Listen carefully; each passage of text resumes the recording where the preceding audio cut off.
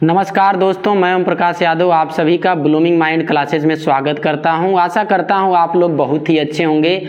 आज की इस वीडियो में मैं चर्चा करने वाला हूं मध्यकालीन भारत का इतिहास के विषय में। देखिए, मैं इसका एक फर्स्ट वीडियो बनाया था, इसका पार्ट 1 जो आया था उसको आप देख लीजिएगा। पार्ट 2 में मैं चर्चा करने वाला हूँ इसमें मोहम्मद बिन कासिम, महमूद गजनबी और मोहम्मद गोरी के विषय में इसमें चर्चा किया जाएगा। और देखिए, जो इस्लाम धर्म होता है, इस्लाम धर्म के संस्थापक रहते हैं मोहम्मद हजरत साहब ने इस्लाम धर्म की स्थापना की थी। और इसके बाद में जो 22 सितंबर 622 होता है, इसको हिजरी सम्मत कहा जाता है। और जो इस्लाम धर्म के उत्तराधिकारी होते हैं उन्हें कहा जाता है खलीफा कहा जाता है। और देखिए, जो मुस्लिम आक्रमणकारी 3 थे, मोहम्मद बिन कासिम, महमूद गजनबी, मोहम्मद गोरी, इनका मुख्य काम था भारत में इस्लाम धर्म की स्थापना करना और भारत में इस्लाम धर्म का प्रचार प्रसार करना। क्योंकि उसी दौर में 610 के आसपास में 610 में तो मोहम्मद हजरत साहब को ज्ञान प्राप्त हो गया था हीरा गुफा में। इनका जन्म 570 में हुआ था और 622 जो होता है 22 सितंबर 622 को हिजरी सम्मत। इसके बाद में देखिए, जो इस्लाम धर्म होता है, जितनी इस्लाम कंट्रियां होती हैं जैसे सऊदी अरब, ईरान, इराक, तो यहाँ क्या होता है, इस्लाम धर्म पूरा फैल जाता है। अब देखिए, मैं बात करता हूँ मोहम्मद बिन कासिम के विषय में। तो जो मोहम्मद बिन कासिम होता है, मोहम्मद बिन कासिम ते अरबी रहता है, मोहम्मद बिन कासिम अरबी रहता है। अरबियों का भारत में आक्रमण का जो वृत्तांत होता है, जिसके विषय में जानकारी मिलती है, चचनामा से मिलती है। चचनामा ये जो पुस्तक है ये आपका अली अहमद की पुस्तक रहती है चचनामा, जिससे हमें यह जानकारी मिलती है कि भारत पर अरब मुस्लिम आक्रमणकारी के रूप में अरबी लोग सबसे पहले आक्रमण किए थे। और इसके बाद में बात करते हैं, इसी में लिखा गया इस पुस्तक में 711 एडी में ही, मतलब कुछ अंतराल पे 2 महीना 4 महीना के अंतराल पे ही उबैदुल्ला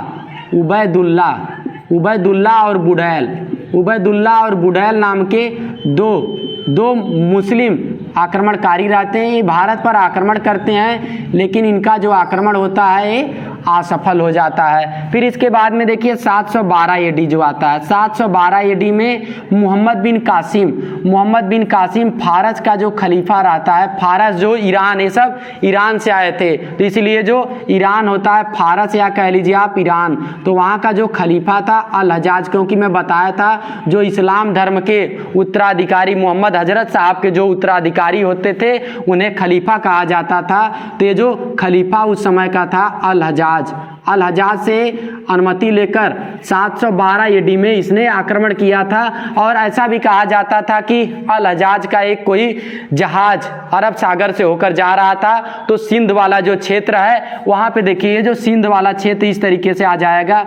यहाँ पे आपका सिंध वाला इधर जो क्षेत्र है सिंध क्षेत्र, तो यहाँ से जो सिंध क्षेत्र के पास में अरब सागर है, तो यहाँ से जब होके जा रहा था तो इधर सिंध क्षेत्र के पास में ही इनका जहाज, कुछ लुटेरे होते हैं, लूट लेते हैं। और ये अल हजाज कहते हैं, दाहिर उस समय शासक रहता है, सिंध का जो राजा रहता है, सिंध का राजा दाहिर होता है। उस समय ये हिंदू शासक होता है, हिंदू शासक दाहिर रहता है। दाहिर यदि पूछा जाता है इसके पिता कौन थे, तो चच का पुत्र रहता है, हिंदू शाही शासक चच का पुत्र दाहिर रहता है। तो अल हजाज क्या करते हैं, दाहिर के यहाँ भेजवाते हैं, मतलब इनसे कहते हैं, दाहिर के यहाँ संदेशा भेजवाते हैं, कहते हैं कि आप जो मेरा मतलब जहाज लूट लिया गया उसका आप हर्जाना भरिए, या उसका भरपाई आप जैसे मन वैसे करिए, आप नहीं करेंगे तो मैं आपके ऊपर आक्रमण करूंगा। तो दाहिर नहीं सुनते हैं, कहते हैं ऐसा ही कह रहा है, मतलब ये क्या आक्रमण करेगा मेरे ऊपर। फिर इसके बाद में ये अल हजाज जो होते हैं मोहम्मद बिन कासिम को आदेश देते हैं, कहते हैं तुम जाओ और मेरा हर्जाना लेकर आओ। तो ये 712 एडी में जो मोहम्मद बिन कासिम होता है सिंध प्रांत पर आक्रमण करता है, और इसका जो आक्रमण होता है सफल आक्रमण होता है। पहला जो सफल आक्रमण होता है यही करता है मोहम्मद बिन कासिम करता है। और इसके बाद में मोहम्मद बिन कासिम जब भारत आया था, तो जो अरबी लोग थे इन्होंने ऊंट पालन और अंगूर की खेती, ऊंट पालन प्लस में अंगूर की खेती अंगूर की खेती। अब समझ लीजिए अंगूर आ रहा है तो अंगूर से ही क्या बनता है, शराब बनता है। तो ये सब शराब और आप भी पीते थे। तो आपका ऊंट पालन और अंगूर की खेती का जो प्रचलन था ये कौन लेकर आए, अरबी लोग लेकर आए। और इसके बाद में अरबियों ने एक सिक्का चलवाया था जिसको कहा जाता है दिरहम। वैसे देखिए जो ईरान है इस समय, ईरान की राजधानी जो है तेहरान है, ईरान की राजधानी तेहरान, इसका जो मुद्रा है वो आपका रियाल है। और जो यूएई है, संयुक्त अरब अमीरात है, इसकी जो राजधानी आबू धाबी है, आबू धाबी में ही आपका किसका, दुबई में किसका, आईसीसी का मुख्यालय भी दुबई में है। ग्रेग बर्गले उसके अध्यक्ष भी हैं, सीईओ भी हैं। तो यहाँ पे अब बात करते हैं आबू धाबी। और इसके बाद में यूएई का जो मुद्रा इस समय है, यूएई का मुद्रा इस समय दिरहम है। फिर एक आता है इराक की राजधानी क्या है, इराक की राजधानी है बगदाद, इराक की राजधानी बगदाद। और इसका जो मुद्रा है, इसका मुद्रा है दिरान। अभी इराक का भी जरूरत पड़ेगा आगे, क्योंकि जो सुल्तान का पद होता है वो बगदाद के खलीफा द्वारा दिया गया था, सुल्तान का पद। तो अब देखिए इन्होंने, मोहम्मद बिन कासिम ने कौन सा सिक्का चलाया था, दिरहम का सिक्का चलाया था। और इसने, मोहम्मद बिन कासिम ने भारत पर इस्लाम धर्म को बढ़ाने के लिए इसने क्या किया, जजिया कर लगा दिया। तो सबसे पहले इसने जजिया कर लगाया था। जो जजिया कर होता है गैर मुस्लिम कर होता है, गैर मुस्लिम कर जो होता है जजिया कर होता है। इसके अंतर्गत क्या किया जाता है, जो जजिया कर होता है इसके अंतर्गत जो भी गैर मुस्लिम होंगे उनके ऊपर कर लगाया जाएगा, मतलब उनको प्रताड़ित किया जाएगा ताकि वो इस्लाम धर्म को स्वीकार कर लें। अब देखिए जो जजिया कर होता है इसका थोड़ा सा इतिहास जान लेते हैं, क्योंकि कभी कभी परीक्षा में पूछा जाता है कि जजिया कर सबसे पहले जजिया कर को किसने, ब्राह्मण और स्त्री पर किसने लगाया था, तो एफएसटी, जो दिल्ली सल्तनत में तुगलक वंश होता है। तो तुगलक वंश में एक शासक होता है फिरोज शाह तुगलक, उसने ब्राह्मण और स्त्रियों पर जजिया कर लगाया था। ये जो था गैर मुस्लिम कर जब इसने लगाया, मोहम्मद बिन कासिम ने जब लगाया था तो इसने ब्राह्मण और स्त्रियों को छोड़ दिया था, कहा था जाने दीजिए इन्हें, मतलब इनके ऊपर नहीं लगाया जाता है। अब देखिए ये एफएसटी क्या करता है, ब्राह्मण और स्त्रियों के ऊपर भी जजिया कर लगा देता है। फिर आगे चल के आपसे यदि पूछा जाता है कि मुगल वंश में कौन सा ऐसा शासक होता है जिसने जजिया कर को खत्म कर दिया था, तो अकबर ने जजिया कर को खत्म कर दिया था। और किसने, मुगल में ही किसने जजिया कर को पुनः चालू किया था औरंगजेब ने जजिया कर को पुनः इसने चालू कर दिया था। तो मोहम्मद बिन कासिम के विषय में इतना ही बहुत है, आप इतना याद कर लीजिएगा मोहम्मद बिन कासिम के विषय में। मोहम्मद बिन कासिम ने भारत पर कब आक्रमण किया था, तो 712 एडी में, मतलब इसने एक बार आक्रमण किया था। मोहम्मद बिन कासिम कल भी मैं बताया था इसने एक बार आक्रमण किया था। और इसके बाद में महमूद गजनवी 17 बार आक्रमण करता है, सबसे ज्यादा बार। और इसके बाद में करता है आपका मोहम्मद गोरी, 5 बार ही भारत पर आक्रमण करता है। तो मोहम्मद बिन कासिम के विषय में इतना ही है। अब देखिए आगे चर्चा किया जाएगा आपका महमूद गजनवी के विषय में।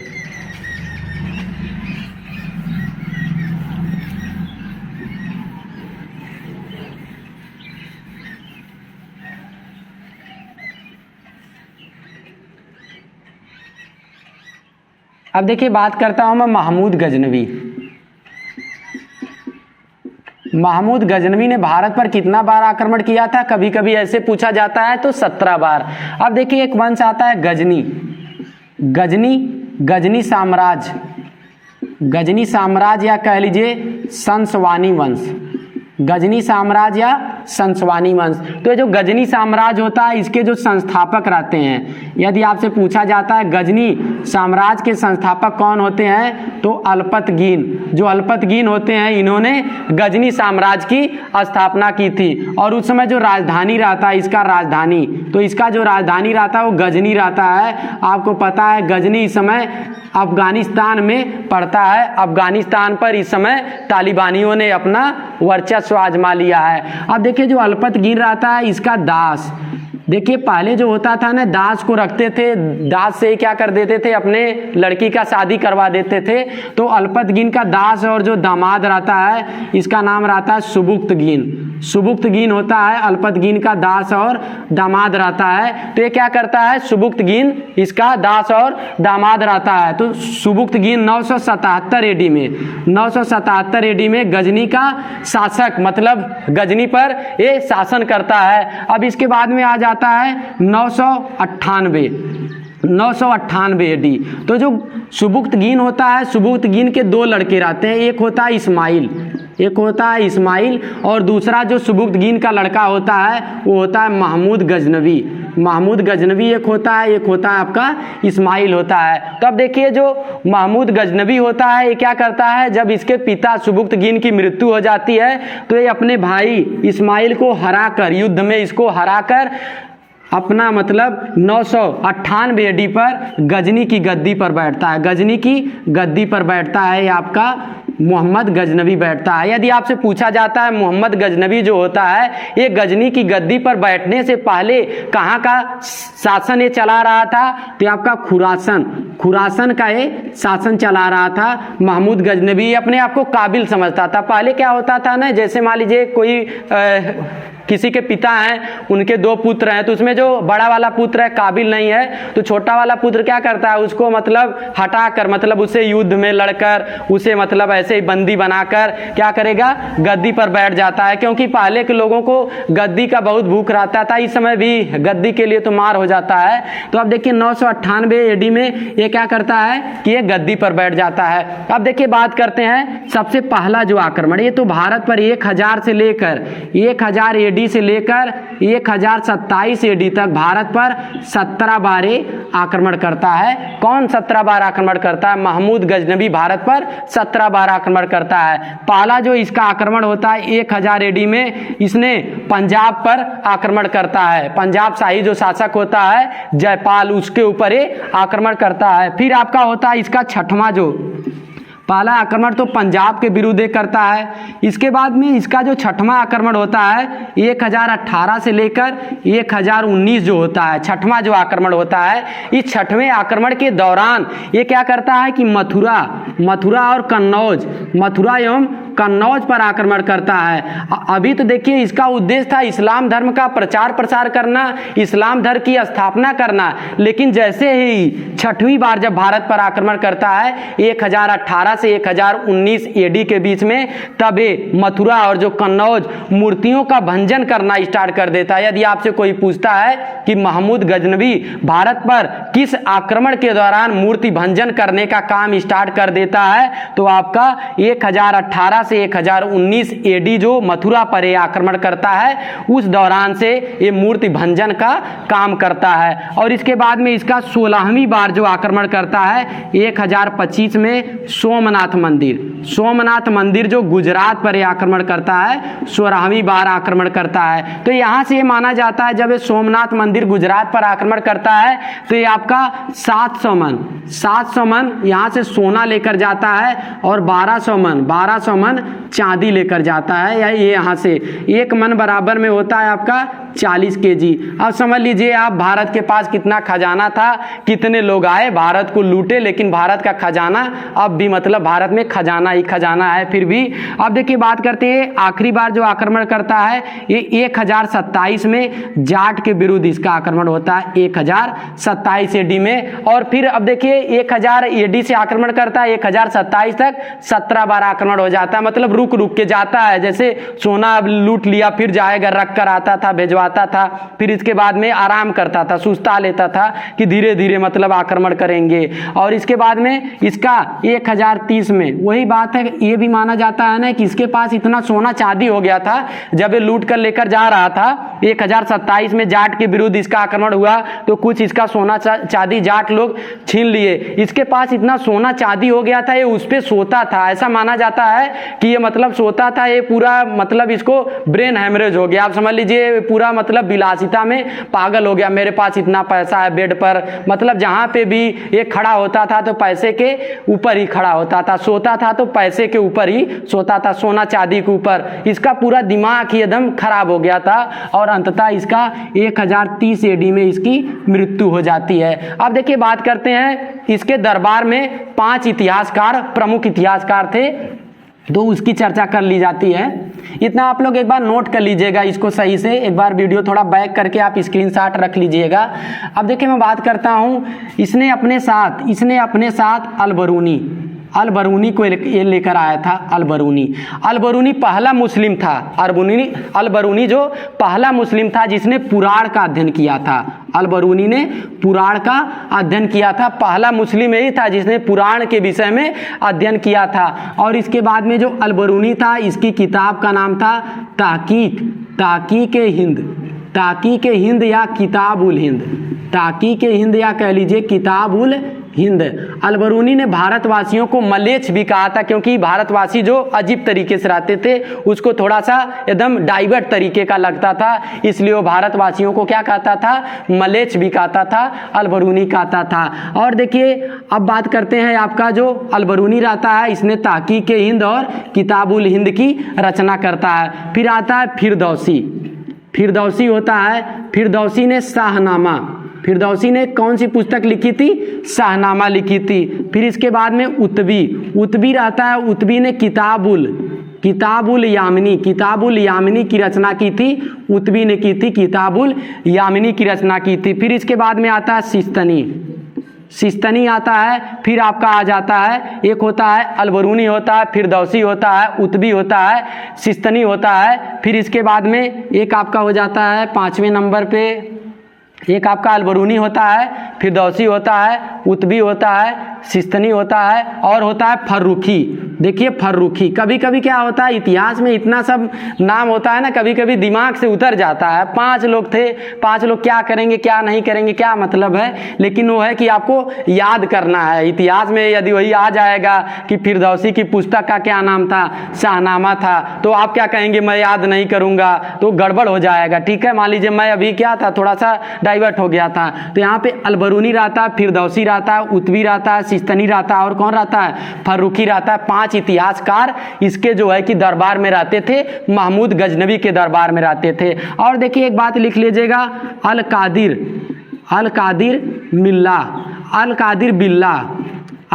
बिल्ला जो होता है, अल कादिर बिल्ला रहता है, इसको 2 उपाधि देता है। एक देता है यामीन उद दौला की उपाधि देता है। यामीन उद दौला का मतलब होता है मुस्लिमों का दाहिना हाथ होता है, मतलब मुस्लिमों का दाहिना हाथ होता है। और एक होता है यामीन उल मिल्ला का मतलब होता है इस्लाम धर्म का संरक्षक, इसको कहा जाता है। मिल्ला का मतलब अल्लाह से क्या हो जाएगा, मिल्ला हो जाएगा। तो यामीन उल मिल्ला का मतलब होता है इस्लाम का संरक्षक। और इसके बाद में आपका यामीन उद दौला का मतलब होता है इस्लाम का, मुस्लिमों का जो दाहिना हाथ। किसको माना जाता है, इसको माना जाता है महमूद गजनवी को। अल कादिर बिल्ला ने इसको उपाधि दिया था। और देखिए एक थोड़ा सा नोट कर लीजिएगा, सुल्तान की उपाधि। तो सुल्तान की उपाधि धारण करने वाला पहला मुस्लिम शासक कौन था, महमूद गजनवी ने सुल्तान की उपाधि धारण की थी। अब बात यहाँ से पॉइंट वाली एक बात मैं बताता हूँ, सुल्तान की उपाधि किसने दी थी, किसके द्वारा सुल्तान की उपाधि इसने लिया था। तो खलीफा जो रहता है, बगदाद का जो खलीफा रहता है, इसके द्वारा सुल्तान की उपाधि, मतलब सुल्तान की उपाधि जो देता है वो आपका बगदाद के खलीफा के द्वारा सुल्तान की उपाधि का प्रचलन चला था। सबसे पहले महमूद गजनवी ने सुल्तान की उपाधि को ग्रहण किया था। तो इस तरीके से इसका मैं बता दिया। 1030 AD में मृत्यु हो जाता है। अब देखिए महमूद गजनवी के विषय में इतना ही था। इसके साथ में अल बरूनी आया था। अल बरूनी पहला मुस्लिम था जिसने पुराण का अध्ययन किया था। और इसके बाद में आता है जो आपका इस्लाम धर्म का पवित्र पुस्तक रहता है, उसका क्या नाम होता है, तो उसका नाम होता है कुरान, जो इस्लाम धर्म का पवित्र पुस्तक रहता है। इतना ही महमूद गजनवी के विषय में एग्जाम में, इससे ज़्यादा कुछ पूछने वाला नहीं है। अब देखिए बात किया जाएगा मोहम्मद गोरी के विषय में।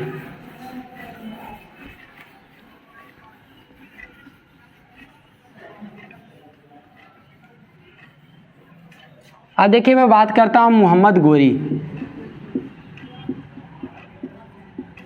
तो एक होता है गौर वंश, गौरी वंश कह लीजिए या गौर वंश कह लीजिए। इसका जो संस्थापक था, संस्थापक, तो इसका संस्थापक था कुतुबुद्दीन हसन। कुतुबुद्दीन हसन जो था वो गौर वंश का संस्थापक था कुतुबुद्दीन हसन। इसके 6 बेटे थे। कुतुबुद्दीन जो हसन था इसके 6 बेटे थे। इसका जो 6 बेटा था उसमें ही एक होनहार लड़का था इसका, मोहम्मद गोरी। ये काफ़ी होनहार था, तभी भारत पर 5 बार आक्रमण किया। इसको जब मतलब पृथ्वीराज चौहान तृतीय ने जब हराया था ना, तभी इसको मार देना चाहिए था। दोबारा ये दिखता नहीं भारत में, लेकिन वही बात है, लोग नरम दिली दिखाते हैं, छोड़ देते हैं। तो ये क्या करता है 1173 में गौर की गद्दी पर बैठता। गौर की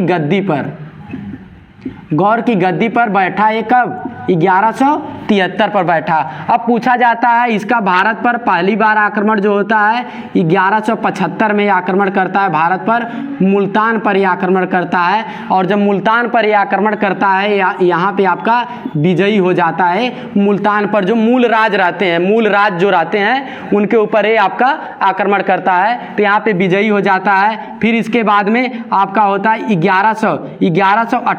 1178 में आक्रमण करता है गुजरात पर जब ये आक्रमण करता है तब ये आपका हार जाता है। यहीं पर भारत में मोहम्मद गोरी की सबसे पहली हार कहाँ पे होती है, तो गुजरात पर जब ये आक्रमण करता है 1178 में, तब इसकी हार हो जाती है। यहाँ का भी जो राजा था वो भी मूल राज ही था। और इसके बाद में बात करते हैं 1191 तराइन का प्रथम युद्ध जो होता है 1191 में होता है।